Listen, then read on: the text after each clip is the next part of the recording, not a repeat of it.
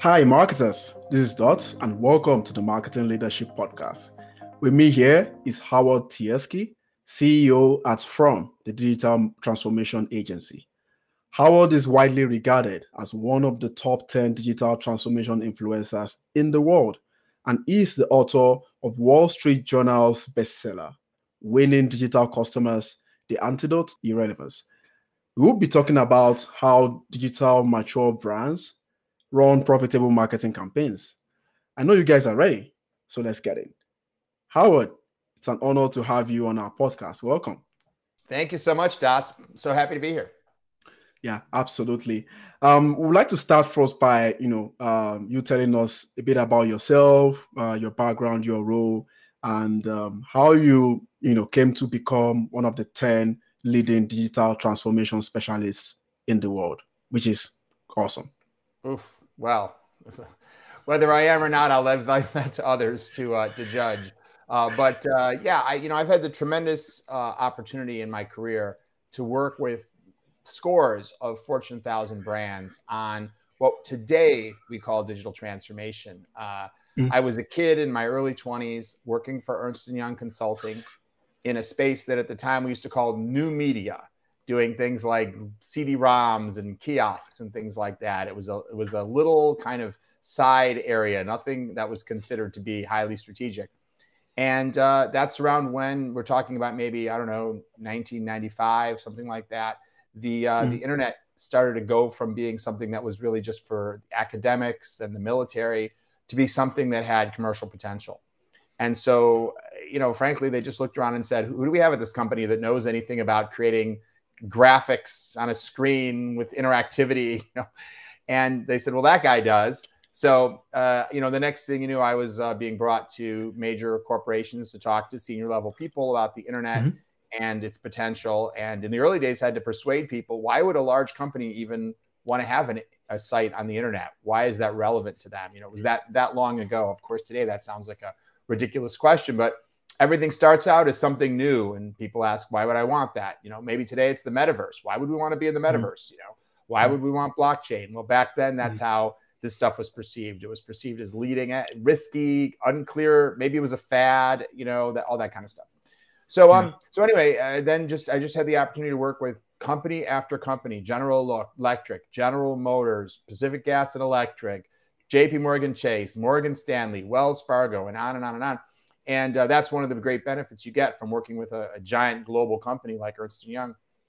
And at one point, the consulting practice that I was in at Ernst & Young got sold to another big consulting firm, which is Capgemini. So I wound up working for a different company. And, in all, I did that for 15 years working there.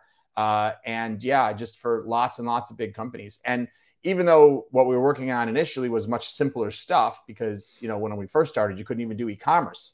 And then, of course, we had the wave of e-commerce. And of course, it's gone from being a minor marketing channel back in the 90s to something today, which if a company hasn't really mastered digital, they're probably not going to be in business very long. It's a huge shift in terms of the relevance of this type of work. And I just had the good fortune of happening to be in it at a time when it became so important.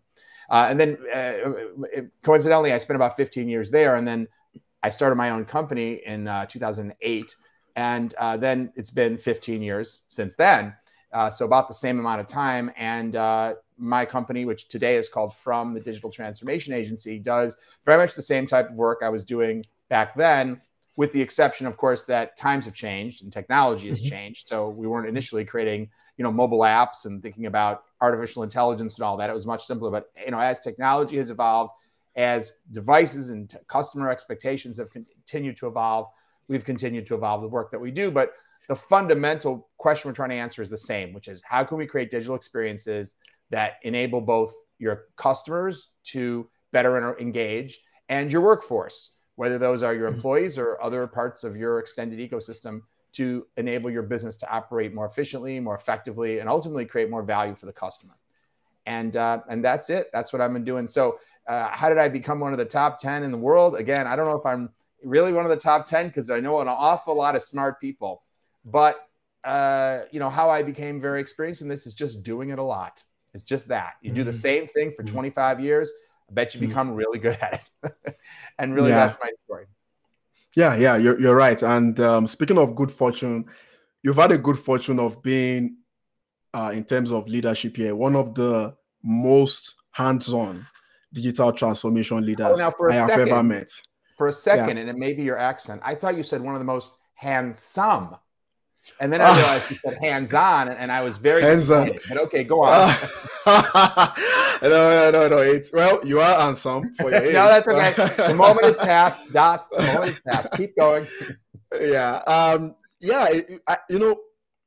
Um, I've been in marketing for not as long as yours, but a decent amount of time, and I've worked in enterprise. I've had a chance to work with digital transformation colleagues, and I'm sorry if if this is it sounds controversial, but sometimes they lead from behind. I don't want to call it behind the scenes. There's a bit of taskmaster mindset when it comes to digital transformation. Oh, you go do that. Oh, here's a deck. You go do that. They are not really as hands-on when it comes to moving that transformation forward, based on the different steps that are broken down in your book. But what I've seen for you is that you are really, really technical. You know the details, basically. So, and now we are in a world where a lot of young professionals are scrum masters or project managers or business analysts and all these other digital, I guess, digital transformation or technical innovation career paths.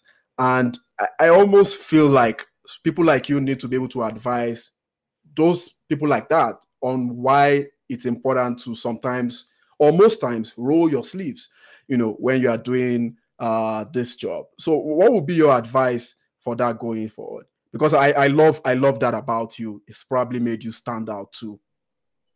Well, thank you. I think, as anyone advances in their career, most of us start out as doers, and whether you're a programmer or a designer or business analyst or whatever, and as you grow in your career, you start to have people report to you, and you become more and more of a manager, and eventually you start to have managers report to you, and now you're an executive, and you have larger and larger teams.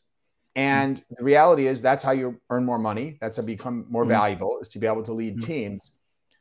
One of the challenges, actually, there's, I think, two challenges with that model. The first challenge is, can you really lead people well if you don't understand what it is that they are doing? I think, 50 years ago or whatever, if you were an accountant and the next thing you know, you were a manager of 5 accountants, and eventually you were an executive with 50 accountants under you. Well, how much time passed between when you were an accountant doing the work to become an executive? Even if it was 20 years, how much did accounting change in those 20 years? So if you have reasonable memory, you still understand what the accountants are doing because you used to do that job 20 years ago. So you have the benefit of that. Yeah. But the problem with the space that we're in is that it changes so fast that if you're a digital marketer and you're now, let's say, an executive, but you were a hands-on digital marketer 20 years from now, does that mean you understand what your teams have to do on a day in and day out basis? No, it doesn't. Because the technology has changed, the marketing landscape has changed, so much has changed that knowledge isn't very useful. And so I think in fast-moving spaces like ours, people who are going to be successful at the top, if you will, they need some percentage of their time to be spent continuing to be immersed in doing the work. Otherwise, you become disconnected from it. And so I think that, I don't know another way other than making sure that you aren't spending just all your time managing, but some of your time doing. Now, having said that, I said there were 2 problems with this model. And the other problem with it is most people, at least my goal for everybody is that they get into a career that they love. And whatever it may be, it's architecture or it's opening a restaurant or it's photography or it's, accounting. Amazingly, some people love accounting, not me, but there are some people who that is like a dream job. So hopefully everybody has a job like that. I know in the real world, probably not true, but let's say you do have a job you love. And what that means is as you move through your career, you spend less and less time doing the job you love and more time coaching and leading other people who are doing the job you love. And, that can be a real downer. But on the other hand, if you want to make more money and you want to grow in your career, that's sort of, you almost have no choice. So, I think that's the other problem, which is, what I love to do. I love leading teams. Don't get me wrong. I love helping other people. But what I really love the most is solving problems, is coming up with digital strategy, is doing customer research, is being there doing the work. So if I didn't spend at least some of my time doing that, I also don't think I'd be completely happy in my job. And I think that's true for a lot of people. I know a lot of creative people, for example, who, if they are just art directing other people's designs and not doing any more work themselves, literally sitting at their computer in Photoshop or what have you, somehow they're disconnected from the reason they got into the job in the first place. So I think having some percentage of hands-on solves both of those problems. It lets you manage people and understand what they're doing. And hopefully it gives you enough of that joy that you get from actually doing the work, that even if other part of your time is a little bit more disconnected because you're managing people, it's okay because you have a balance. Yeah. I like that. Again, the pursuit of happiness is being hands-on to an extent. So well said. When we look at the episode here, in order to become mature in terms of digital maturities, marketers need to improve customer experiences. They need to improve own experiences, and they need to communicate much better with customers. So do you have I think you do, but could you tell us what you think is a great model for optimizing whether it's digital or marketing experiences from a nascent level to the most optimizable in-moment level possible, where you're actually delivering real business outcome? Is there a path to that when it comes to digital experiences? Yeah. Well, for sure there is. And of course, my book is meant to be a blueprint, 400 pages of explaining in detail, a very, very concrete path. But, so I obviously can't go through all that here. But, I think the starting point of it is to stop and say, well, wait a minute. What do we mean by experience anyway? And why is experience important? And what I would say, first of all, is, what do we mean by experience? What we really mean is emotion, because that's the end product of experience. As I go through, let's say I go to a grocery store and I'm shopping for things. Well, you could argue that there's two parts to what occurs. There's task completion, and then there's experience. And these two things do intertwine, because, for example, if I'm unable to complete my task, I probably don't have a very good experience. Yeah. But it's also possible for two people to go to two different grocery stores and buy the exact same things and walk out, and one have had a fantastic experience, and they can't wait to go back to that store because they engaged and they felt a sense of humanity, and the person at the bakery engaged with them, and the store was easy to navigate, and they gave free samples of food, and the bathrooms were clean, and the lines were short, and they're like, wow, I love this place. And someone else can walk away from the same exact items at a different store and say, this place was horrible. I waited forever. I couldn't find anything. The place is gross and disgusting, and I never want to go back there. And, one of the thes I've learned a lot over the years from Tony Robbins, who's, of course, a big life coach and sort of, among other things, a mastermind and thought leader on human psychology. And one of the things that he says is, the quality of your life is the quality of your emotions. I mean, after all, if we're happy all the time, then what difference does it make what kind of car we drive or what job? That's it, right? And if we're miserable, likewise, what difference does it make if we're flying in first class on, Delta Airlines to a beautiful vacation destination? We're miserable. That's all that really matters. And I think that's the same true. It's the same as true when people engage with your brand. Yeah. And so one of the things that we do in terms of the step-by-step is we do customer journey mapping of the current experience that customers are having through research, such as ethnography. And of course, we map what happens. Customers come in, they can't find a shopping cart, they are confused about which items are in which aisles, but they love the low prices, they're super happy about the produce is really fresh, whatever it is, right? But we're also mapping emotions. Each step of, continue to use this example of a grocery shopping experience, but of course it can apply to anything, financial services, media, it doesn't matter. The same basic principle is, what are the steps that people go through? And then what are the emotions at each step? And what's fascinating to me is a lot of people would think that, grocery shopping doesn't especially sound like an emotional activity. It's not like going to your daughter's wedding or something. Very few people are crying or jumping up and down for joy in a grocery store. But there are actually a lot of different emotions that people experience during most, let's say, commercial experiences, from being excited, happy, confused, frustrated, disappointed, annoyed, appreciative, grateful. If you map out all the emotions that someone experiences during a 30-minute trip to the grocery store, you'll be quite amazed. And I encourage you to do it. Follow people through the grocery store. Don't get arrested. But, this is the type of research that we do. And really notice and pay attention to their faces. They pick up a product off the shelf. They go, oh, this looks good. Then they look at the label and go, 300 calories. Ooh, I'll put it back. They've just gone through a little emotional journey there. And so when we talk about creating a better experience, a lot of what we're doing is trying to architect the experience so that we maximize the positive emotions. Because when you walk away having a great experience, that's what makes you want to come back versus all those negative emotions, And one example I always like to think about is, one of our first clients at my company was Universal Studios theme parks. And one of the things you see there is lines. One of the biggest challenges of going to theme parks is lines. How long are you going to wait in line?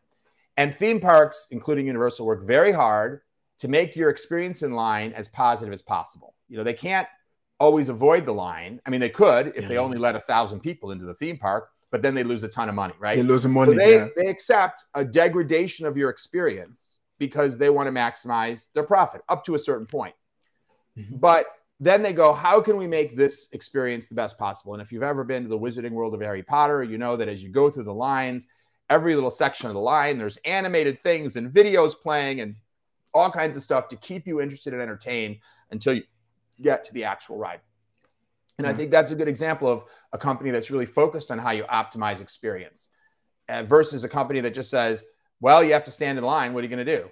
That's not my fault. You got to have a line, Or another one of the clients that we work with a lot now is the Avis Budget Group, people renting cars.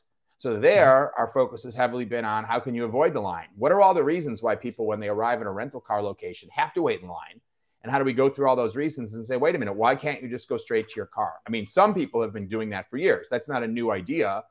But if it's only 20% of the people, what about the other 80%? Why do they have to wait in line? Because they have to sign something, because they have to give a credit card or show a driver's license or make a decision. And how many of those things can we find a way to use digital to do in advance?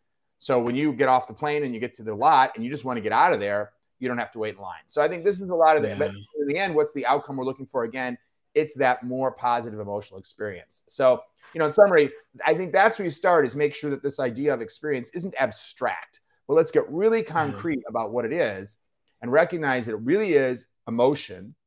And that emotion is perhaps the most, I talk about this at length in my book, the most important aspect of a successful business. If you're delighting your customers and making them love you, you're probably running a great business. And if you're annoying and pissing off your customers or making them frustrated or angry or sad or disappointed or what have you, then the only way you're running a good business is if you're a monopoly. Like the phone company or the cable company or somebody where the customer has no choice and they've got to suffer because there's nowhere else to go. But if you think about how much people hate the cable company historically, at least in the US, when DirecTV came out, and this was decades ago, and said, hey, here's an alternative. We put a satellite dish on your roof. People said, I am happy to sign up for only one reason. Not because DirecTV sounds so great, because I hate the cable company. I just want to kick them in the shins. I just want to get rid of them. And if you can help me do that, then I'm signing up. And that was a huge part of DirecTV's success. Just get back at the company you hate. Obviously, that's not a very good business model.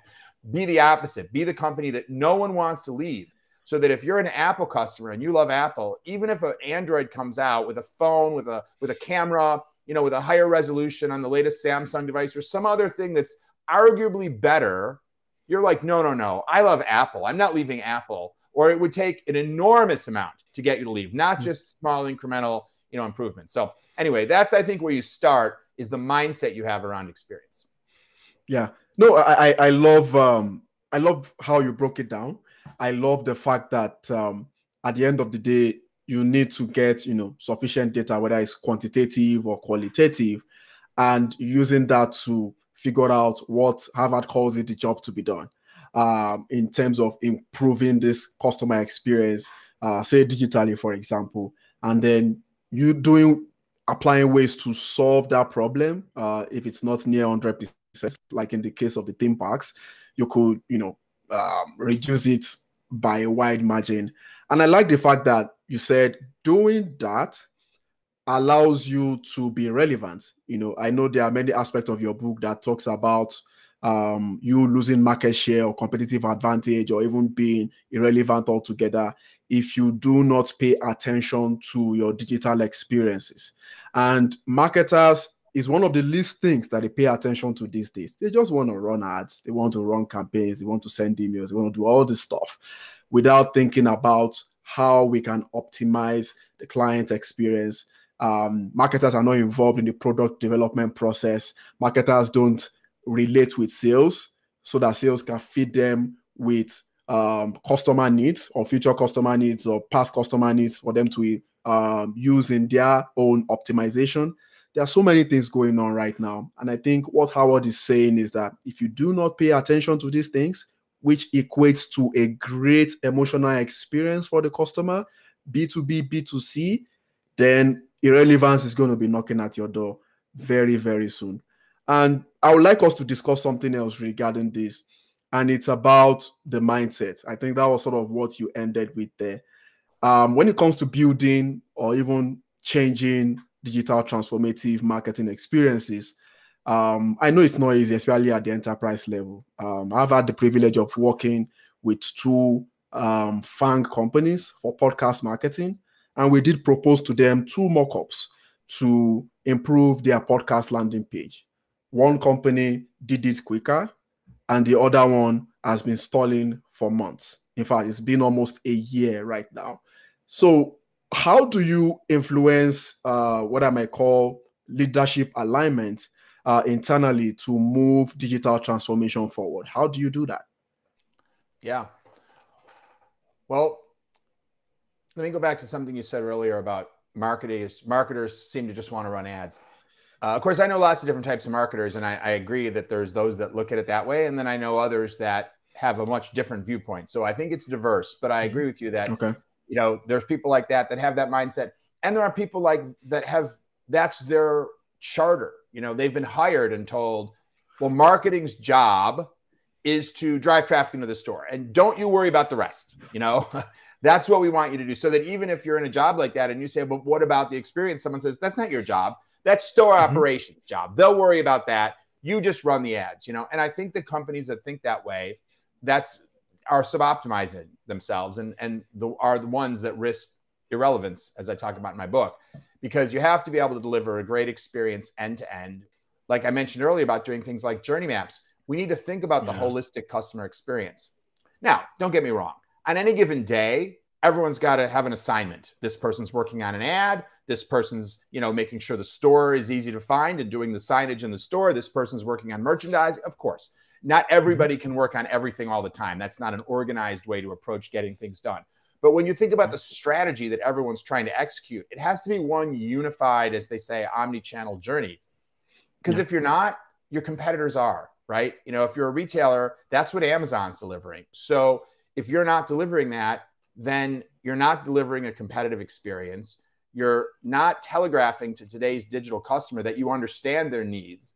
And that's generally a path towards irrelevance. People might still sometimes buy something from you, but that's not a strategy. That's not a recipe for growth. That's a recipe for shrinkage. So I think that, and I think that we have to think about, what is marketing anyway? One of the things I notice is that the responsibilities of the marketing department vary dramatically from company to company. It's almost random. There are some companies in which marketing is responsible, for example, for the whole, let's say there's an e-commerce site, for the whole e-commerce experience. That's considered part of marketing, all the way through to you take the order. And then there are other companies where marketing is only in charge of running ads. And, and some companies, marketing is responsible for customer research and making sure that we have the full perspective of the customer and feeding that information back into product. And in others, marketing is told, don't you worry about that. That's the research team or something like that. So the definition of what is marketing is very, very fuzzy, and not just around the edges. Huge important areas are sometimes inside or outside of marketing. So I would argue that we don't even know really what marketing is anymore. And arguably, it's just a label anyway. So what difference does it make? What is marketing? What really matters is what has to get done. And I think one of the things that has happened over the last couple of decades is that the effectiveness of any kind of advertising has been on continuous decline. Why? Number one, people are barraged with more and more ads, which means that their brains become more and more expert at tuning them out. Banner blindness on websites, but that goes to everything. TiVo or DVRs to skip through the commercials on your TV, ignoring billboards when you pass them. It's just when you're so inundated with marketing messages, you tend to tune them out. And of course, then they try to shout louder and louder, and it's just a vicious cycle. That's reason number one. And then reason number two is that people don't believe them anyway. Consumers have become more and more cynical. And if whatever you say about yourself as a brand, whether it's with a slogan or a tagline or a jingle or whatever, most people are just going to assume you're lying. It's just marketing BS, frankly. Yep. And so you can do whatever you like, but recognize that any message that you tell people about yourself is at best a claim that will be met with skepticism. And the only way to really make it meaningful is if you can really prove that that claim is true. And how do you do that? Well, if people don't believe advertising, and there's plenty of studies, by the way, that back this up, then what is it that they believe? There's two things that people do believe. The first is their own experience. If I went into a Chevy dealership and had a fantastic experience, and someone tells me Chevy has fantastic experience, I'm going to say, yeah, you're right. I believe that because I experienced it myself. And that, by the way, means, of course, your existing customers, you want to give them a great experience because that's what they're going to believe. If you went to that store, that grocery store like we talked about earlier, and had a terrible experience, and then you see a billboard that says the friendliest, easiest to shop store in the world, you're just going to laugh, right? That's obviously a lie. It's just marketing. So you want to, but you do believe your own experience. And what's the second thing people believe? Reviews, word of mouth or online reviews. And what is that really? That's just other people's experiences. That's other people reporting their experiences. So what it really means is that the two things that people believe are really stemming from the same thing, which is what is the quality of the actual experience you're delivering? If it's great, then your customers will come back, and the people you want to attract as new customers will hear about it one way or another. And if it's bad, then no matter what you put in your ad, you can tell people all day long, fly the friendly skies. But if people are complaining online about how nasty your flight attendants are, then, and they're showing videos of people being dragged off your planes by security guards, like happened to United Airlines recently. And by the way, I like United Airlines. It's just an example because it's a well-known slogan. But then your ads are not going to win. So anyway, so that's why I think that, if marketing is just ads, then the last thing marketers want is less money for ads and more money for experience. Because they're going to say, well, then my marketing department is shrinking. That's bad for me. But when we expand and just push aside for a minute things like a label like marketing and say, let's just look at, there's a part of the experience that's about telling people things. And it's a lot to do with advertising and PR and other things. And then there's a part of experience that's about showing people, actually giving them the experience. That's the part that's the most influential. And so I think that mindset should lead companies to say, I'm not saying don't advertise, but accept that if you have a bad experience, that's the more important place to invest. And if you don't really know, based on data, the quality of the experience you're delivering today, you just hope it's a good experience, but you're not really measuring it, you're probably wrong.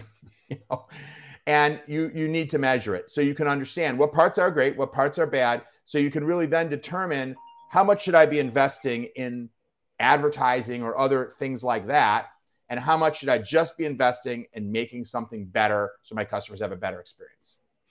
Yeah, and I completely agree with you on that. It's not easy work. We call ourselves the chief magic officers, but it's not magic. It's marketing. I like what you said about the omni-channel marketing experience and how you need to optimize that to mature, if we're connecting that to what we are saying here. And of course, a key to that is technology. Having to be able to connect through the omni-channel space and connecting at a personal customer level requires a lot of the technology, AI, and all these other tools out there. My question is, based on your experience, and feel free to shed some light on 2023. It's been an explosive year for technology. How have you seen businesses, those who do it well, apply the use of tech, in improving digital experiences so that marketers can let the brand sell itself, basically? Yeah.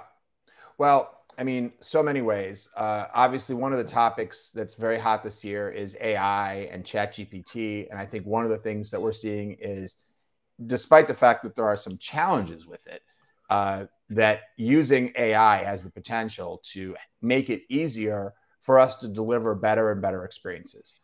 I'll give you one simple example: the ability to take copy that you're creating and tailor it more to the specific audience that is consuming it, whether it's based on their age or based on their level of technical knowledge or expertise, or based on cultural considerations, or any one of a number of different factors. So that if you have, let's say, a product description of a flashlight, let's say, and it says, oh, this flashlight is, 1,000 lumens and it has a 10-hour battery life and it's made of this titanium and you can drop it and it won't break, and it's gotten great reviews from Consumer Reports. Okay. But how do you tell that story to, a 20-year-old college student compared to how do you sell that flashlight to an 80-year-old retiree compared to someone in the military, et cetera, et cetera, et cetera? You could already start to think about, wow, I'd probably tell that story in a different way. But if you have 10,000 SKUs and 50 different segments, how are you going to write all that copy? Exactly. It becomes just becomes impractical from a cost perspective. And furthermore, we know from studies that men and women, generally speaking, respond to different types of copy. Now, of course, there's always exceptions, but if you're trying to sort of drive your sales forward based on statistics and based on numbers, then you do that the data tells you, even though sometimes there might be an outlier. So if you imagine rewriting all your copy differently for men versus women, you should be able to make a better experience and improve conversion, not in a way that the reader necessarily notices, but in a way that makes them feel emotionally more understood and more connected to what you're saying. So the potential of that is just enormous. And it could go to other things as well, design, color, other things like that. And so I think the idea that we can start to personalize people's experiences in much, much more rich and sophisticated ways through AI is an enormous opportunity. Yeah, that makes a lot of sense. Right now, I would like to get your wisdom on some of the best practices. A lot of great stuff has been shared, with regards to how we need to become mature. And I think anyone listening now, including myself, is ready to become mature. Imagine a toddler that wants to become an adult overnight. That is really the experience right now. And the truth is that, like you said, different marketers with different mindsets. And my hope is that marketers are ready not to fail at maximizing their brand's digital maturity. And so, first of all, have you ever come across a brand that has done this right? And if so, what are some of the things they did that make them a success when it comes to driving great digital transformations and then winning, digital customers? Absolutely. There are a lot of brands that have done a fantastic job. And actually, it's very heartwarming to me because, if you go back maybe 10 years in this business, 10, 12 years, and looked around, all the real big digital success stories were all what you kind of would call a pure play, you know, a company that was built from the ground up to be digital, whether that's Amazon or Google or Facebook or Airbnb or Netflix or what have you. Yeah. And so, and that's not mainly who I work with as a consultant. And, you know, we work with big, let's call them traditional brands, NBC, you know, JP Morgan Chase, Airbus, you know, companies that have been around a lot longer than this digital world. And there was a time when it almost seemed like, will these companies ever be able to make the transition? Or will all of today's companies have to die out like the dinosaurs to be replaced with a whole new breed of companies that were built digitally from the ground up? That was a kind of an anxiety, if you will, of companies years ago. But if you look at it today, we see a healthy mix of companies that you might call digital leaders that include, of course, your classic pure play companies like the ones I mentioned, along with companies that were around long before digital, those that we might call, legacy companies, so to speak. For example, most people know that Amazon is the #1 largest e-commerce retailer in the United States. Do you know who the second largest e-commerce player in the United States is? No, you tell me. Walmart. Okay. Walmart is #2. Let me give you another one. Most people probably would guess Apple is the #1 most popular, most widely used digital currency in the United States through Apple Pay. #2, Starbucks. Yeah. So, I heard that. here are some brands that have not only created a great experience, but are winning by every normal business measure, which is to say sales, profit, growth, stock price valuation. You know, if you look at the things that Starbucks has done, and actually I published an article not too long about Starbucks, from being a leader in taking mobile orders and allowing you to just arrive at Starbucks and pick up your drink instead of waiting in line and then waiting for your drink to be prepared.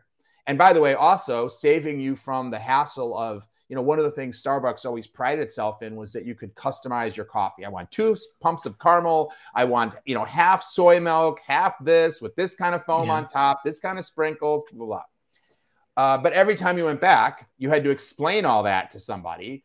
And what's the chances that they might have gotten something wrong if you've just described this extremely complicated order? I mean, those people are pretty sharp at Starbucks, I have to say. But nevertheless, human nature, right? You're not going to get every complex order right.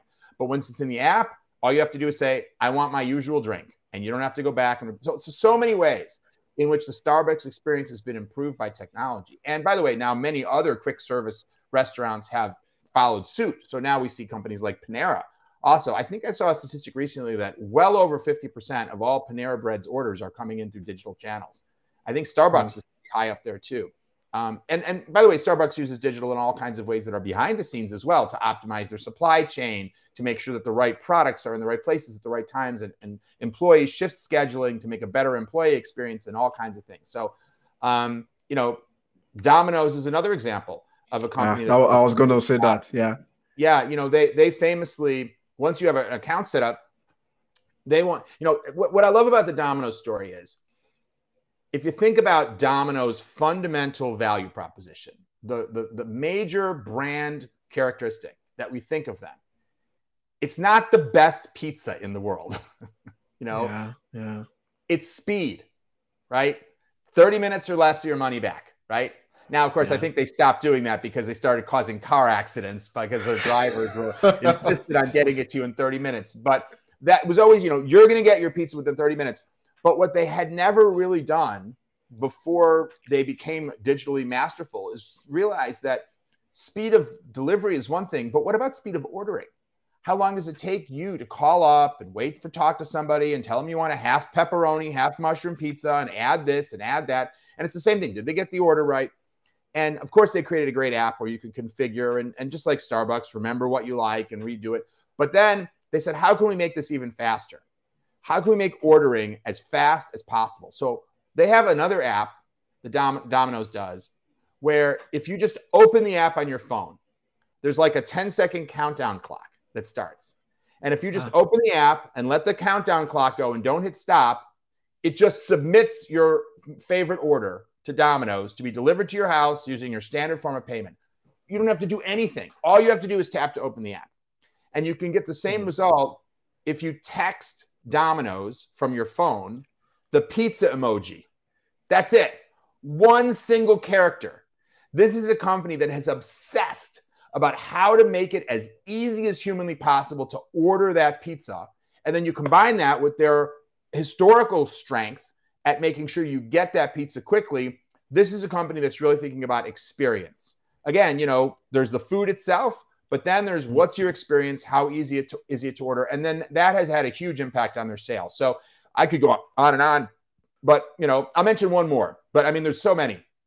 Yeah. Another company, actually a whole industry that's really done an amazing job of being digitally effective is the logistics industry. If you look at Federal Express and you look at UPS, what were these companies? Specifically, let's talk about Federal Express. Okay. Back in the 90s and early 2000s, most of Federal Express's revenue came from documents. Someone would have a document and they would need to get it to someone else overnight. You know, when they're so good used to be when it absolutely positively has to be there overnight. And what were these things that needed to get there overnight? Usually they were documents. And I remember, you know, working in marketing back then, and I was FedExing stuff every day, you know, ad layouts, or, you know, it was just agreements, contracts, whatever. It was just constant papers going back and forth. That's mostly what FedEx shipped. Email, of course, has destroyed that. The ability to, I don't need to FedEx my layout to anybody anymore, right? Yeah. But rather than decline with that decline in that application of their logistics capabilities, they recognized that e-commerce was going to mean a huge growth in the shipment of packages. And so they shifted hugely on focusing on how could they be a leading deliverer of packages. And a lot of that focused on who's FedEx's real customer is not the recipient, but is the shipper. And what they realized is that they're now going to have all these new companies like Amazon, but lots and lots of e-commerce companies that are going to be customers of theirs that are going to grow. And they focus on how can they be a great partner to them. And so there's all kinds of software and tools that normal recipients of packages don't see, but that are designed for the merchants, the shippers, to be able to ship as effectively as possible in the most cost-effective way possible, et cetera, et cetera. And so they really figured out how to use digital to create a great experience for e-commerce companies that were shipping packages. And they saw huge growth in that business, and they're more successful than ever. So anyway, I'll stop there, but there's many more. But there's just a few profiles of companies that are traditional legacy companies that have just killed it in the digital world. Yeah, I like, you know, first of all, Starbucks, I've seen some documentaries that says they are beginning to become a bank. And that makes sense when you said, you know, they are sort of challenging others in the payment side of things, even though originally it's coffee that they sell. Domino's Pizza, for example, I also heard something else. Because of the advent of AI, we've had many mention AI in their post-earnings calls this year, 2023. And there was a back and forth on CNBC about someone asking, you know, what's Domino's Pizza doing with AI? It's all because of what Howard has said with regards to how they use technology to continue to deliver the job to be done for the customer in the most easiest and fastest way possible. These companies have mastered the share of life of these customers, and they are always there whenever they need it, just like the 5-second app.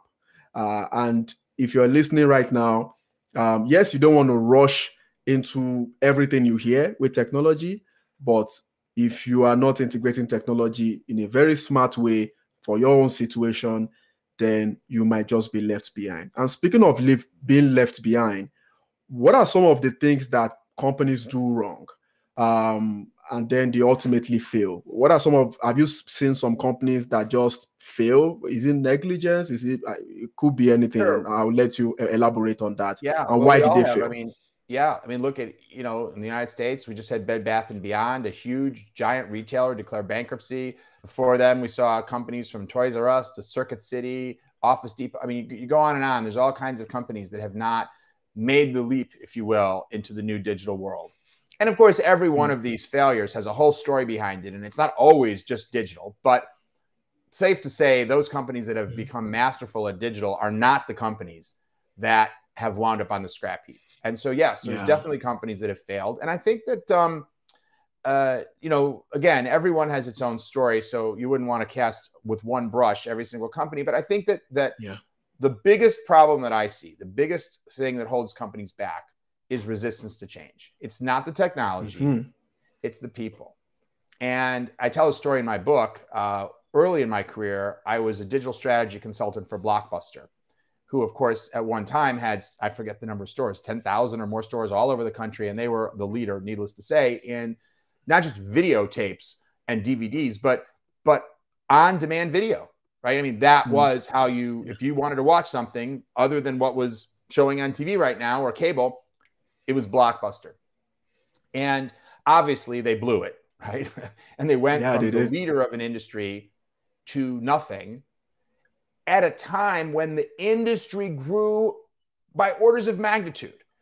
The importance of on-demand video today is 10,000 times greater than it was. It's not like they were in a you know, it's not like, oh, we sell ice for ice boxes and, oh, nobody needs ice anymore, so we go out of business. No, people want on-demand video more than ever.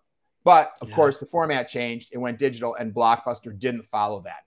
And so I was there.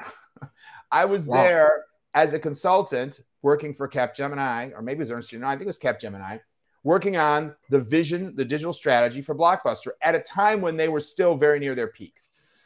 And I was working there. I was the outside consultant, my team and I, but I was working with super smart people at Blockbuster who totally got it. And they saw where the future was going. And they saw that Blockbuster needed to move to delivery of streaming video to the home, that was the future of on-demand entertainment. And we worked together on a fantastic strategy. And the only reason I say it's fantastic is not because I did it, but because it looked like the successful companies today look in many ways, right? It was the strategy that actually ultimately succeeded. It's just Blockbuster didn't do it. And so why not, right? Why were they sitting there with the strategy? Now, of course, it's easy to say in retrospect that it was the successful strategy. But the basic reason was because organizational resistance to change. Yes, there were people there, even very senior people, who had hired my company and I and were having us develop the strategy. But those people were not the CEO. They couldn't 100% do it themselves. And when they brought forth a vision to move more to on-demand, streaming and things like that, the resistance from the other parts of the organization was very significant.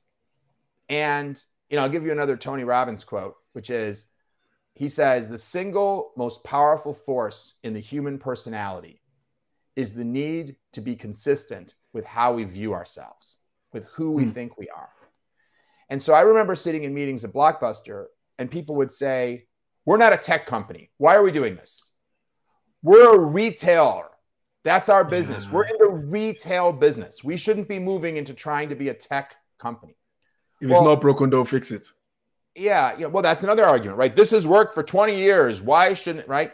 Absolutely. I'll tell you another story, which I write about in the book, which is I remember sitting in a meeting and someone said to me, you don't understand our business. And I said, really? I said, you know, we don't make that much money off renting DVDs because the studios take a lot of the money. You know, we make a small margin on the DVDs. What we really make money on is the candy. Back then, you'd go into the video store, you'd rent some DVDs, but then you'd grab one of those giant boxes of M&Ms and maybe one of those buckets of microwave popcorn.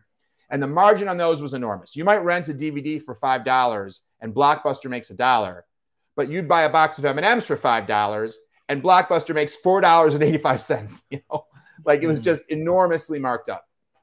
And so he said, if we move to your model, quote, you can't stream candy. Which is true. You can't argue with that, right? But somehow Netflix, you know, despite never streaming one single M&M or even selling one single M&M, you know, has made a pretty successful business out of it. But some people will just get it in their minds. And by the way, any new idea has flaws, right? There were concerns then about security and bandwidth, and do people have enough bandwidth to their home? And those were all valid concerns. You can always find a reason to make a justification for not transforming.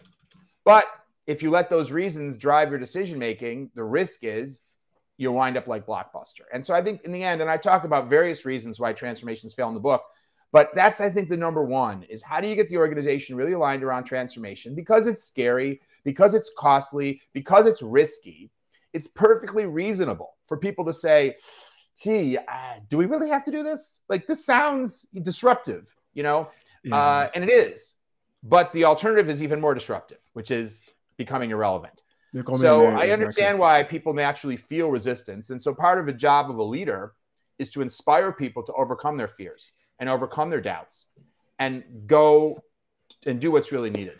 And that kind of leadership is necessary for any company going through transformation. Leadership in transformational times is much harder than leadership in other times when you're just, you know, coming up with a new ad campaign, right? Or launching a new improved version of your product and whatnot.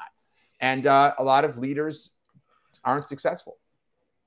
Yeah, I think it's retrospect, but having to speak to someone involved in the Netflix story, it's amazing. This is digital transformation, and this happened. And you're probably not the only party involved. And I should add, it wasn't my proudest moment, you know? It was really one of the great failures in my career, right? I mean, after all, I was hired to help them successfully move into the digital world, and I failed. Right now, I didn't fail alone. I was working with other people, and other people from my company were leading it, and obviously the people at Blockbuster. But together, we failed to persuade and inspire this organization to do what needed to be done. So, that's a sad, no career is all successes, or at least maybe some, but not mine. But, but often we learn more from our failures. I mean, there's a great quote that I love from Bill Gates from years ago is he said, success is a lousy teacher. And, I think that's true. And so I learned a lot from that experience at Blockbuster, even though, obviously it was a big disappointment. No, you're right. The lessons are always learned. And, what we are all hearing right now is probably the most important digital transformation lesson, maybe in the history of capitalism or in the history of mankind. So I'm glad that you're able to share that. And definitely it's a case for companies who need to work on their mindset. And I may not have enough time to speak about how sometimes, respectfully, I'm a computer science major, IT people sometimes bottleneck some of these initiatives because they don't like the inconvenience of their obsolete portals, But please, whether you're a marketer or not, as long as you are involved in a marketing or a digital transformation project where user experiences need to be improved to deliver commercial value, then we need to do it. It's all like Howard said, there's a bit of an ego side of things there. You protect your stuff. But when it comes to businesses, whether it's B2B, B2C, mid-size, startup, or enterprise, it's bigger than you. And you need to do whatever it takes to trust the data that never lies for most of the time and, contribute to the growth so that maturity can be attained. And speaking of data here, I've always wanted to ask you this question. Sometimes it's some of the ways that we marketers lie to ourselves when it comes to conversion rate optimization. But I worry, and I still worry about attribution. You said something in your book in terms of correlation not being the same thing as implication. I may not get the exact words right now. Yeah, correlation. Causation. Yeah, and I would like you to maybe give us some notes or advice on how to properly approach marketing intelligence, how to approach marketing insights, how to approach insights when it comes to digital experiences, so that we can make the right decisions or the most accurate decisions possible. Why do people think about this fallacy, and why do they still follow it? And what should we do going forward? Sure. Well, sure, I'm happy to. I just want to say one thing about the last thing you said before that about IT people and the need for them to kind of see the bigger picture and to see what's bigger than themselves. You're right that that's what we need to be successful. And at the same time, it's really important that leaders are able to empathize with the people that they're leading and to recognize that we can say that, but the truth is that to an individual person, on one level, there's nothing bigger than themselves and their family, right? Yeah. And so if we say to somebody who is a 20-year veteran of the COBOL programming language and knows the company's mainframe inside and out, and we say, we need this person's help for the bigger, greater good to migrate off this technology to some new technology, which he or she does not know, but which every college graduate coming out of technical school has spent 4 years studying. Yeah. It's not hard for that person to say, wait a minute, once this is done, what role, why will you need me? What is my career? Am I at age 50 or whatever going to learn this new stuff that these kids have all learned? And even if I do, am I going to be worth what I'm being paid today? This doesn't sound like it's good for me. And by the way, I've got 2 kids in college right now, and I want to plan for my retirement, and so you just empathize and recognize that rightly so, it's not always ego. Sometimes it's practicality and it's looking out for yourself. And so if you want to drive change, you have to think about who is this really good for and who is it bad for? Because most changes are bad for somebody. If the sky clouds over and it starts to rain, that's great for the grass. It's bad for the people who want to have a picnic, So whatever transformation you're looking to drive, somebody's the grass and somebody's the picnicker, And you, the person who's trying to drive the transformation, you're probably the grass because you're probably not driving a transformation that's going to hurt yourself, at least not usually. But if you need everybody to participate, you need to think about, what am I going to do to try to make this good for everybody? Or recognize that there's some people who are probably not going to get on board and figure out a plan to make your transformation successful without them, because people are only going to work. They're not going to do a lot that's against their own interests. So I just wanted to kind of respond on that point. I love that. Regarding correlation and causation, here's what I'd say. First of all, the human mind has a bug in it. And the bug is this exact thing you're talking about, right? Thousands of years ago, there's a native tribes somewhere would have, I don't know, somebody would do something, and then it would rain, and they would say, we figured out how to make it rain. Every time you pound the drum or whatever else, it rains, right? Or you call on the God. Happened twice, somehow, forget it. Then for 100 years, they're going to remember, pound the drum and make it rain. Even though 10 other times you pounded the drum, it didn't rain, right? Nothing to do with each other. So there's a natural connection that we make because it's difficult in life to tell what is causation. It's just easier to see correlation. This happened and then that happened. So just know that that's a natural, and by the way, very, very often, correlation is causation, right? I touch a hot stove, my finger gets burned. Was it caused by the stove? Well, arguably, the only data I have is correlation, right? I touched the stove, my finger got burned, correlation. Do I have actual proof of causation? Actually, no. So that's why our brains make that assumption, because it's very hard to prove causation. Okay. So what to do? There's 2 things to look at to try to figure out the correlation causation issue. One is repeatability, right? As in my rain example, right? Yeah. How often do A and B happen together? Because if the answer is infrequently, but occasionally, then it's less likely, right? But even when they happen together, it still doesn't prove causation. For example, one thing I'll hear all the time is, let's say the app, right? A company's app. They'll say, well, only 1% of our customers download the app. But the people who download the app buy more than anybody else. Okay. And you look at the data and you say 99% of the time, someone who downloads the app buys more than someone who doesn't download the app. But here's the question. So that's recurring regularly. That's not my rain example. Yeah. But is that because the app somehow gets you to buy more? Or is it because people who want to buy more get more value from the app and it's more worth downloading the app? It's highly likely, and by the way, there could be some of both, right? Yeah. But it's highly likely that the second is at least a chunk of those people. And then the question is it 10%? Is it 99%? And then that's where you're like, well, the data doesn't tell us. And I guess, so that goes to point two.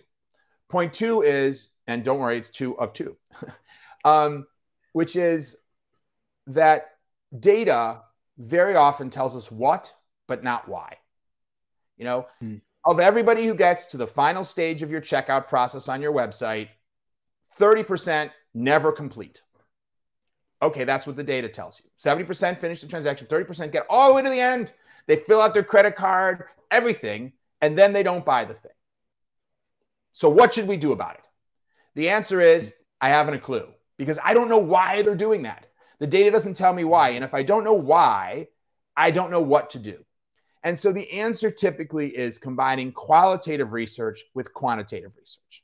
While the data doesn't tell me, if I sit with 50 people or 100 people as they go through the shopping process and ask them to talk aloud and try to understand each step of the way, well, why did you put that in your cart? And why did you, search for that promo code? And why did you decide not to buy that product? To just understand their process, not to ask them separate from the activity in an interview, but to actually let them go through the process and try to understand each step of the way what their thinking is. If I do that with 100 people, then presumably 30 of them are not going to wind up buying. And those 30, I can say, you're not going to check out. Well, why not? Well, when I saw the final price added up, it was more than I thought it was going to be. Or that last page requires me to check a box saying I agree to the privacy policy, and I don't think I should have to agree to that in order to check out. Or whatever, right? And now we're in a position to start to understand why, and now we can start to come up with some hypotheses about how to fix it. And now we can start to A/B test those hypotheses and hopefully figure out how to get that conversion up. And now because the quantitative indicated there was an issue of some sort, but the qualitative is what helped us understand what the actual correlation was. Yeah, I love this. My initial mindset was that you might be able to find a clue in your strategy, because if you've had a strategy prior and something happens, there might be a clue as to why that thing happens or that correlation in there. But what you've shared about repeatability and proofing with qualitative data is something that is incredibly useful. And, I'm grateful for that, because personally, that's something that I've just known right now. And I hope those listening are probably very excited about that as well. And yeah, with the IT thing and with practicality in terms of stakeholder engagement, it's something I often practice every day. You have to try to empathize, because people just love comfort zones. No matter how much you speak about this, people just love comfort zone for whatever reason. And empathy as a marketing or business leader is important, and how you use that in an influence is important. And I will also say that sometimes you have no choice. You just have to do it without them, which is what Howard also said as well. So it's important to look at some of those things when you're, when you're addressing change management. And this affects marketing a lot. This affects digital experiences a lot. It affects almost anything that you need to progressively change. So it's important to do that. Howard, you've been amazing. I can pick many things that you've said, but I think the strongest thing, because I am a lover of history a lot. I love technology history, marketing history, being able to talk to someone that was there when Blockbuster made the mistake they did. With respect to Blockbuster, we've had many other failures as well. It's incredible. I think most people listening, if not all, have learned a thing or two, like myself, and take things forward. So where can our enterprise marketers hire you if they need help winning digital customers? Sure. So my consulting firm is called From, the Digital Transformation Agency. They can find us on the web, of course, at from.digital. Also, I encourage people to check out my book, as you mentioned earlier, Winning Digital Customers, The Antidote to Irrelevance. You can find that on Amazon or iBooks, or there you go, anywhere you buy books. There's also a website for the book. if you go to winningdigitalcustomers.com, you can actually download the first chapter for free. See if you want to invest in buying it. I hope you do. Yeah, absolutely. That's all for today, guys. Thank you for listening. Please see more episodes at dotslovesmarketing.com and subscribe to the Marketing Leadership Podcast on Apple, Spotify, and YouTube. Till next episode, connect the dots. Thank you for listening to the Marketing Leadership Podcast, brought to you by Dots Loves Marketing. There will be links to any resources mentioned in today's show notes. If you enjoyed this episode, please leave a 5-star review and be sure to subscribe so you never miss an episode.